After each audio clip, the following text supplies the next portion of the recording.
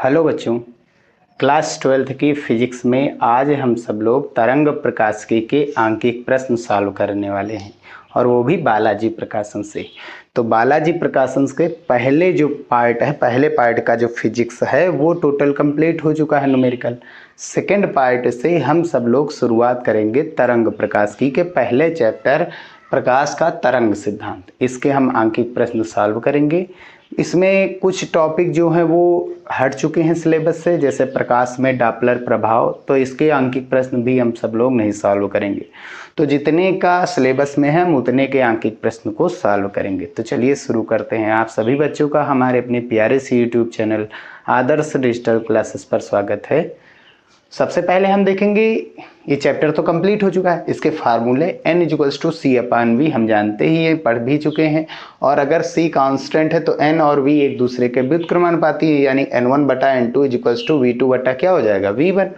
और v यहाँ से v = f लैम्डा होता है। अपवर्तन की क्रिया में आवृत्ति f आवृत्ति है, n लैम्डा n भी आवृत्ति होती है, चाहे f से लिखो चाहे n से लिखो।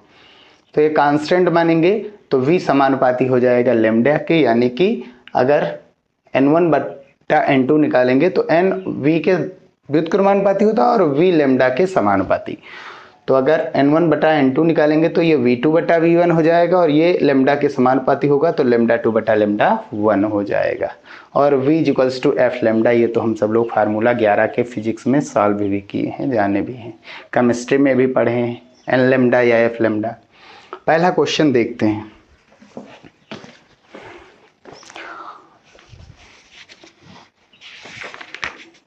पहला क्वेश्चन कह रहा है 6000 एंगस्ट्रॉम तरंगदैर्ध्य की एक प्रकाश किरण निर्वात से 1.5 अपवर्तनांक के माध्यम में प्रवेश करती है। माध्यम में प्रकाश किरण की चाल तथा तरंगदैर्ध्य ज्ञात कीजिए। तो कोई एक प्रकाश किरण है जो निर्वात से कांच में प्रवेश कर रही है। जिस माध्यम में वो चल रही है यानी निर्वात में, उसका अपवर्तनांक हम जानते हैं 1 ही होता है। और कांच में जा रही, कांच में क्यों जा रही? क्योंकि 1.5 अपवर्तनांक दिया गया है जिस माध्यम में जा रही, तो कांच का ही अपवर्तनांक होता है, इसको हम n2 मान लेंगे। निर्वात में दिया गया तरंगदैर्ध्य कितनी है? 6000 एंगस्ट्रॉम तरंगदैर्ध्य से चल रही है। और एक बात और भैया, एंगस्ट्रॉम का जो मतलब होता है, इसका मतलब होता है 10⁻⁻10 मीटर। दूरी के लिए है तो मीटर। हमको निकालना क्या है? दूसरा माध्यम। पहला माध्यम तो हमारा निर्वात है, दूसरा माध्यम कांच है। कांच में निकालना है प्रकाश की चाल और साथ ही साथ तरंगदैर्ध्य। फार्मूला क्या लगाएंगे? n1/n2 बराबर v2/v1 बराबर λ2/λ1। ठीक। अब n1 कितना है? निर्वात का अपवर्तनांक 1। n2 कितना है? 1.5। v2, अच्छा पहला माध्यम कौन सा? निर्वात। और निर्वात में प्रकाश की चाल हम सब लोग जानते ही हैं v1, जिसको हम c से लिखते हैं 3 × 10⁸ मीटर पर सेकेंड। v2 हमको निकालना है, लिखा रहने देंगे। और v1 कितना है? यानी कि v1 निर्वात के लिए प्रकाश की चाल 3 × 10⁸। इसको ऊपर ले जाएंगे तो v2 की वैल्यू यहाँ से कितनी मिलेगी? 3 × 10⁸ और बटे में 1.5। ठीक, दशमलव हटाएंगे, 0 बढ़ जाएगा, 15×1 15, 15×2 30, यानी v2 = जिस 1.5 अपवर्तनांक वाले पदार्थ में प्रकाश की चाल 2 × 10⁸ मीटर प्रति सेकेंड होगी। अब हमको क्या निकालना है? लैम्डा। तो यही फार्मूला हम एक बार फिर से लाएंगे कि n1/n2 बराबर, इसको इधर किए दे रहे हैं, n1/n2 बराबर λ2/λ1 ले सकते हैं, कोई दिक्कत नहीं। इसको इसके साथ लो या इसको साथ लो, इसको इसके साथ, सब बराबर है, किसी को भी ले सकते हैं आप। n1 1 है, n2 1.5 है, λ2 हमको निकालना है और λ1 हमें दिया गया है 6000 × 10⁻⁻10। इसको ऊपर ले जाएंगे तो 6000 × 10⁻⁻10 बटे में कितना है? 1.5 बराबर में λ2। अब दशमलव हटाएंगे तो एक 0 फिर से बढ़ जाएगा, 15×1 15, 15×4 60, 4000 हो जाएगा गुणे 10⁻⁻10 का मतलब क्या होता है? एंगस्ट्रॉम। तो लेमडा 2 बराबर कितना हो जाएगा 4000 एंगस्ट्रॉम। ये बन जाएगा इसका आंसर। ठीक है, चलिए अगला क्वेश्चन है, कह रहा वायु में प्रकाश की चाल 3 × 10⁸ मीटर पर सेकंड है। 1.5 अपूर्णांक वाले कांच में प्रकाश की चाल, वायु में प्रकाश की चाल दे दी गई।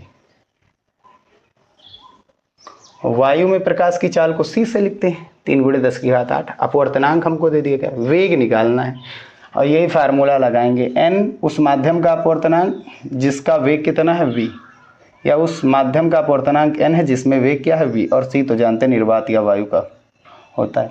अब इन दोनों को आपस में इंटरचेंज करेंगे तो v बराबर कितना हो जाएगा c/n।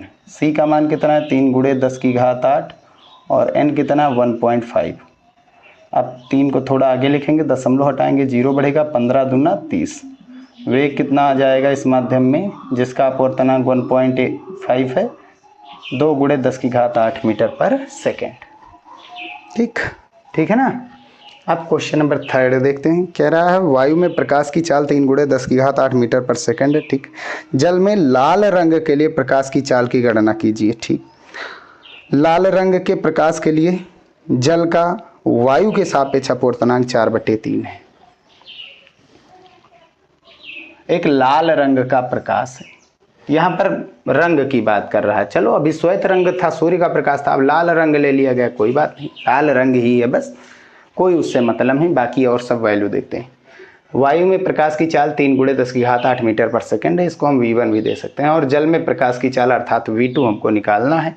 आप चाहें तो इसको हटा भी सकते हैं, निर्वात में प्रकाश की चाल इसको v निकाल लेंगे।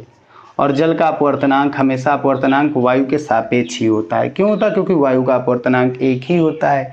अगर हम ANW निकालेंगे तो ये क्या होता है NW/NA। Na की वैल्यू, वायु का अपवर्तनांक एक ही होता है, तो बात तो वही हुआ, वो वाटर का ही अपवर्तनांक आएगा। फार्मूला लगाएंगे n = c/v का। हमको v चाहिए, ये अपवर्तनांक किसका है? जल का। तो वेग भी किसका होगा? जल का। अपवर्तनांक अगर जल का है तो वेग भी किसका होगा? जल का होगा। अब चाहे वायु के सापेक्ष लगाइए चाहे ना लगाइए, c का मान 3 × 10⁸ और जल का अपवर्तनांक कितना है 4/3। 3 जाएगा ऊपर, 3 × 3 = 9/4 × 10⁸। 4 से भाग कराएंगे 9 को तो 2.25 × 10⁸ आ जाएगा मीटर पर सेकेंड।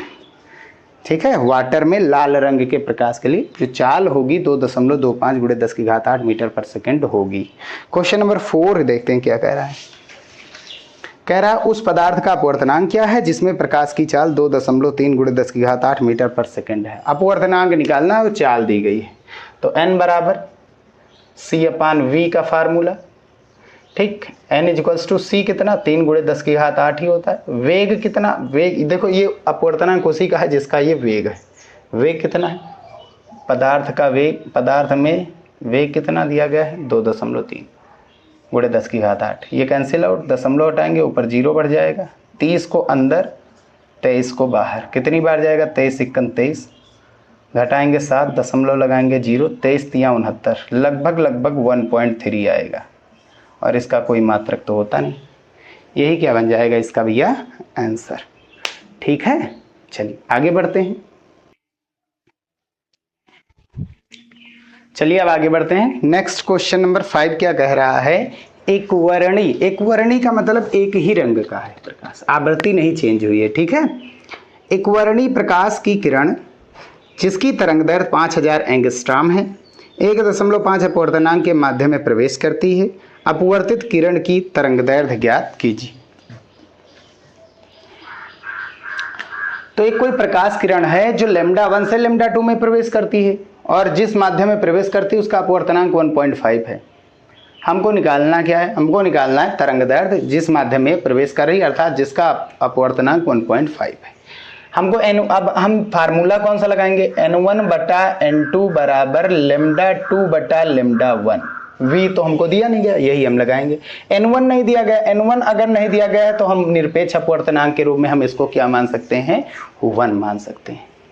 ठीक है, अब n1 का मान 1 है, n2 का मान कितना 1.5, λ2 हमको निकालना है, λ1 कितना है 5000 रख रहे हैं, एंगस्ट्रॉम वैसे का वैसा ही, एंगस्ट्राम लिखा रहने देते। अब इसको इधर ले जाएंगे तो लेमडा 2 की वैल्यू कितनी हो गई हमारे पास 5000 एंगस्ट्राम बटे में 1.5, पॉइंट हटाएंगे यहाँ 0, 5 से काटेंगे, 5 हैं 15, 5 धाम 50, 10, ठीक है। 5 एकन 5, कितने 0, 4 0, 2 3 4। अब इससे भाग कराएंगे तो कितना आ जाएगा 3333.3 एंगस्ट्राम आएगा ही आएगा। भाई 10,000 को हम 3 से भाग कराएंगे तो इतना ही तो आंसर आएगा, यही हो जाएगा।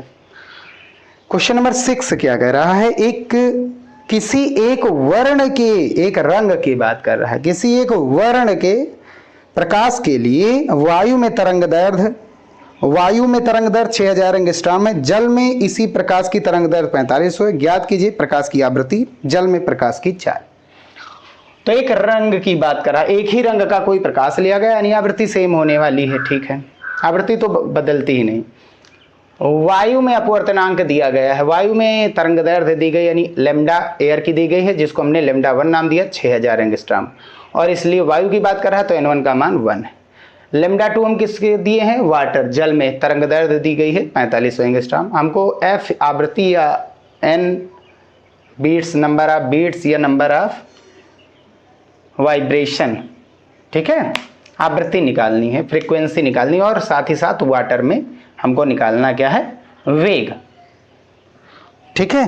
क्या दोनों के लिए, जल में प्रकाश का वेग निकालना, प्रकाश की चाल, जल में प्रकाश की चाल, चलो ठीक है। f निकालना है तो फार्मूला कौन सा लगाएंगे, v = f लैम्डा, f तो सेम ही रहता है, आप चाहे जिसकी ले लीजिए, ठीक है। तो f = f फिक्स होती है, आप चाहे इसको v अपान लेमडा करिए, v1 अपान लेमडा 1 कर सकते हैं, v2 अपान लेमडा 2 भी कर सकते हैं, कोई भी वैल्यू आप डाल करके निकाल सकते हैं। तो f = कितना हो जाएगा, v हम कोई भी एक वेलोसिटी लेंगे, लेकिन v हमको दिया नहीं गया है, n दिया गया है, तो सबसे पहले हम वेलोसिटी निकालते हैं, तब इसके बाद ये निकालेंगे।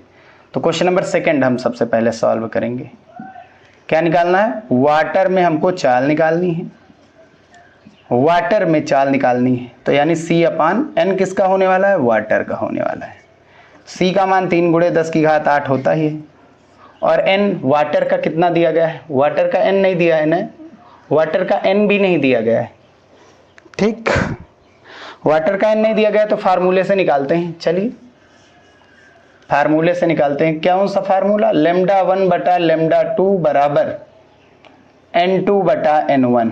देखिए लेमडा 2 बटा लेमडा 1 बराबर n1 बटा n2। अब इसको पलट देंगे, लेमडा 1 बटा लेमडा 2 बराबर n2 बटा n1, ठीक, उल्टा होगा बस। लेमडा 1 हमारे पास कितना है 6000, लेमडा 2 कितना है 4500, एंगस्ट्राम में है, लिख दीजिए एंगस्ट्राम। n2 हमको निकालना है, n2 मतलब वाटर के लिए, और n1 हमारा कितना 1, ये सब कैंसिल आउट हो जाएंगे।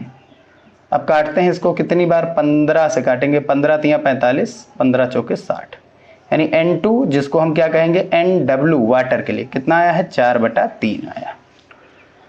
ये मान हम यहाँ पर रख सकते हैं, कितना है 4/3, 3 चला जाएगा ऊपर तो कितना 3 × 9/4 × 10⁸8, यानी कि 2.25 × 10⁸8 मीटर पर सेकंड, ये हो गया वाटर में चाल, ठीक भैया। अब हमको क्या निकालना है, फर्स्ट केस वाला देखते हैं, हमको f निकालना है। f = कितना हो जाएगा, यहाँ से f निकालेंगे तो v अपान लेमडा, v कितना, f किसी का भी निकालिए, हम v लिए ले रहे हैं वाटर का, क्योंकि वाटर का v हमें पता है, और लेमडा भी किसका होगा फिर वाटर का। अगर v एयर का होगा तो वाटर भी, लेमडा भी किसका होगा, एयर का होगा।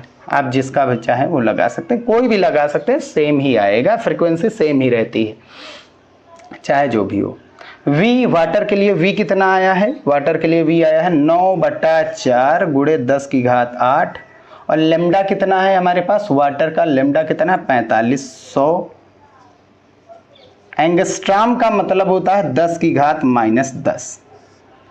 अब सॉल्व करेंगे, 9 × 1 9, 9 × 5 45, हल करें, 10 माइनस का है, ऊपर जाएगा प्लस का, 8 पहले से ही थे, 10 और 8 18 हो गए, नीचे कितना बचा 5 चौक 20 और कितने जीरो हैं, 2 जीरो। कितने जीरो हो गए यहाँ पर, 3 जीरो। हम करेंगे क्या, इधर 4 जीरो हम इसको ट्रांसफर कर रहे हैं, 4 जीरो इसको ट्रांसफर कर रहे हैं। 4 इधर दिए तो इधर कितने बचे, 14 बचेंगे।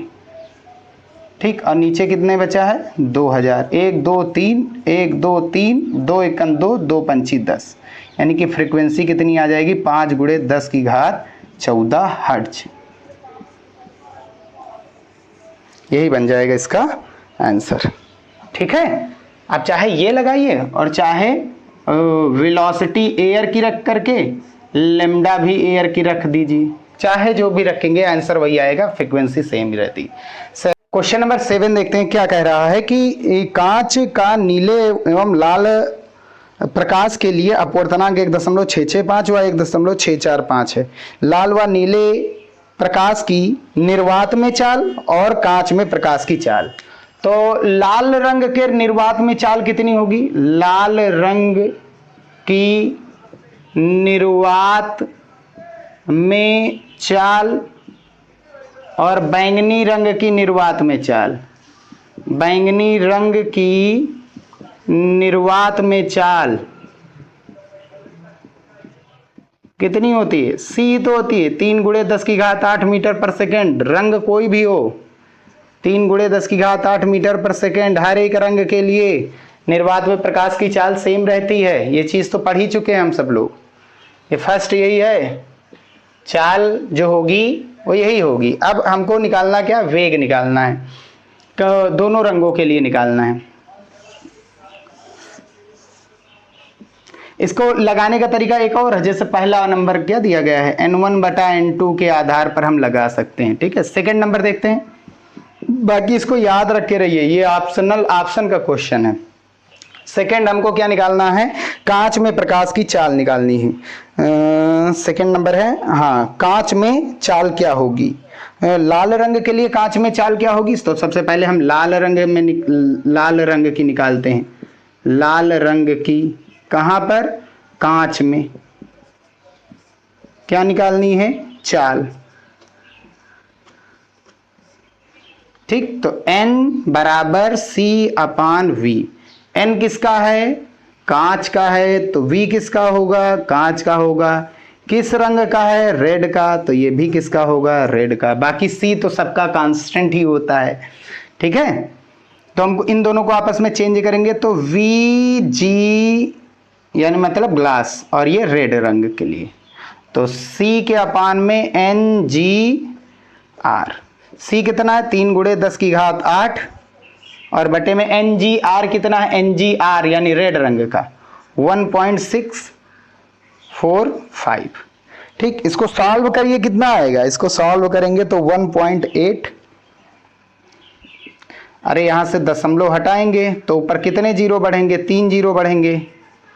ठीक, 5 से काटिए, 5 तियां 15, 1 इधर, 5 दूनी 10, 4 इधर, 5 9 45, 5 6 30, 600 बचा ना।